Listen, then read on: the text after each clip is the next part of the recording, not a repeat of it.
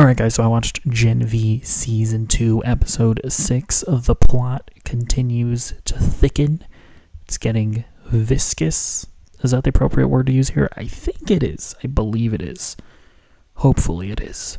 But yeah, let's just get into it. I'm just going to start off by saying that I hate Annabeth. Like, here's the thing. You're growing up as a kid. Your sister killed your parents. I can understand holding some animosity. But at a certain point, you turn into an adult. And at a certain point, you should start reflecting on, my parents stuck a drug in my sister. And then my sister, without being able to control her powers, killed him. That's my parents' fault. They did that to her, thus they did that to herself. At a certain point, you stop holding a grudge. I mean, come on.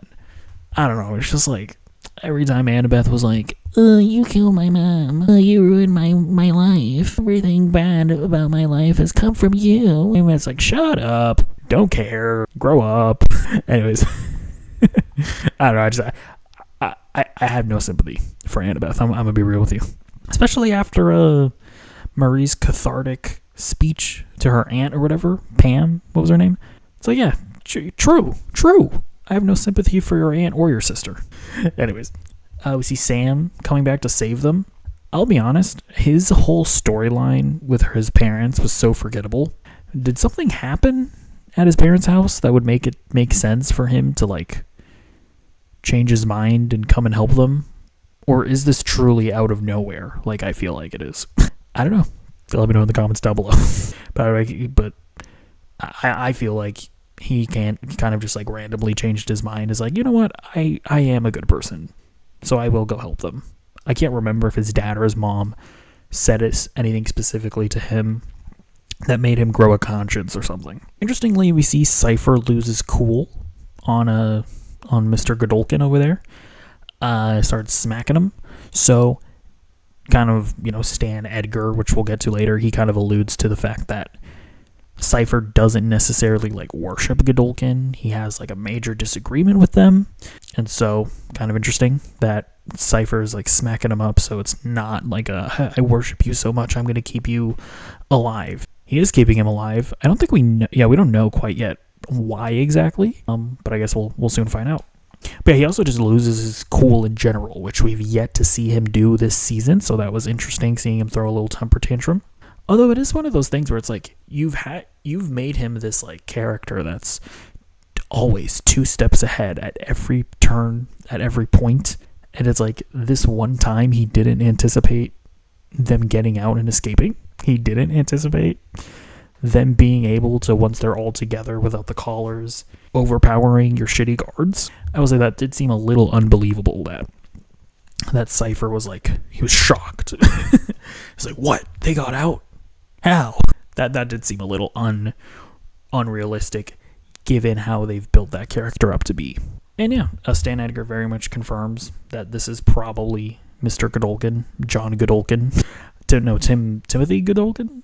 No, Thomas Godolkin. I've always just called him John Godolkin this entire show, but no, it's Thomas Godolkin. How exactly he's alive, I'm not sure. Because they mentioned he would have to be like 100 years old or something. So I don't know if he is a soup. That would actually make it make sense. Because somehow Stormfront just stays young. So there are soups in this world that like age slowly. So that actually does make a little bit of sense. An interesting development this episode is that it really does seem like Jordan is scared of Marie. Like she seems, or they they seem like kind of freaked out by the fact that she is one of the most powerful soups ever.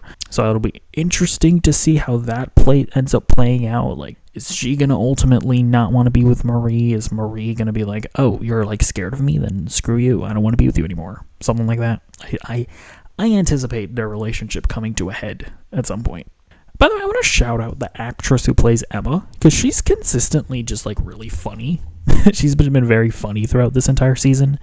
And her type of character could be annoying, where she's constantly just like cracking jokes and being sarcastic. But I actually think it works. And I think it has a lot to do with the actress, not as much to do with the writing. She's just very charming, and I wanted to give her a little shout out. Also, it seems like Sam wants to get back with Emma. Who knows? if that'll happen, because the random guy whose name I can't remember was making moves on Emma, but something tells me the fact that I can't even remember his name means that Emma and Sam are probably just going to get back together.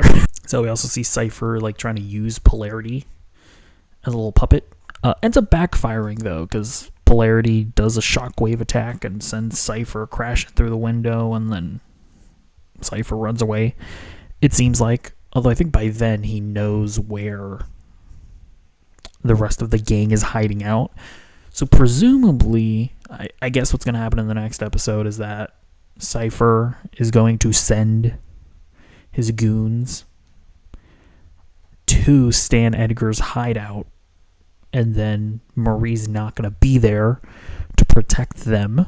Marie and Kate aren't going to be there to protect them, and so that's probably going to lead to not good things. That's my prediction.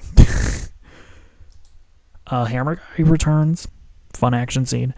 I will say power scaling, a little weird. Like there's a moment where the Hammer Guy like just smacks Marie with a hammer and she like crashes through a wall.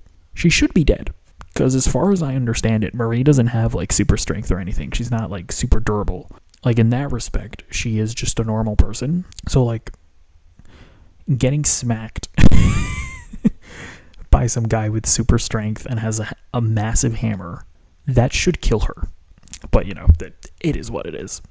Obviously, we see Zoe again. She just straight up seems to be like an incredibly powerful soup, which we didn't necessarily get the vibe of in the last season of The Boys, because, like, Butcher just, like, kind of smacks her with his, like, stomach tentacles, and she just gets knocked out. But, I mean, we saw how powerful Hammer Guy was, and Zoe just, like, decapitated him. So Zoe's very powerful herself. And then we also see Stan Edgar. His introduction, a little awkward. It was a little bit, felt a little bit forced in the sense of, like, it was paced weirdly. It was like, hello, I am Stan Edgar. I am from The Boys. I am now here in the show. But as the episode went on, his presence became way more natural, and yeah, I'm definitely excited to see more of him in the show. He starts explaining a bunch of lore about Odessa, about how Homelander was also a part of Odessa, and Homelander and Marie are the only two successful projects, which basically means that Marie is a Homelander level soup. She's Omega Threat or whatever the verbiage is in X-Men comics. That very much is setting her up to be like a major presence in The Boys season 5, which is going to be interesting. You know, like, I mean, I'm sure they're going to do it in a way that you don't have to watch Gen V in order to watch the final season of The Boys. Like, I'm sure they're taking all of that into perspective, but it is interesting that Gen V is becoming more and more important to this franchise as a whole. Like, there's the fact that Odessa thing was revealed in Gen V is a pretty big deal, and it feels like not a ton of people are watching or talking about Gen V.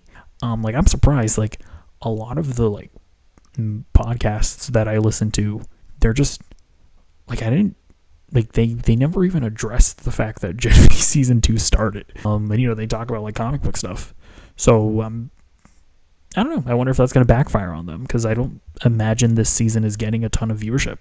But we'll see. Yeah, we see Annabeth gaining a conscience from a child. Her conversation with a child makes her go, oh, you know what? Maybe Marie isn't so bad after all. Shut up, Annabeth. Nobody cares. I don't care. Go back to Pam and get kidnapped again and killed. I don't care. Who cares? Nobody cares about this character. Anyways, yeah, then the episode ends with Marie leaving, and I assume that she tries to leave by herself because she doesn't want to put people in danger. I think that's what's going on in her brain. But anyways, Kate, like, I guess, sees her leaving and sneaks out with her. And so I think they're both going to go to speak with Timmy Godolkin. They're going to get some more lore. They're going to figure out how to beat Cypher. And that is going to be what it is. So I anticipate the episode. Hopefully you anticipate me talking about the next episode. And if so, leave a like, comment, subscribe. Goodbye.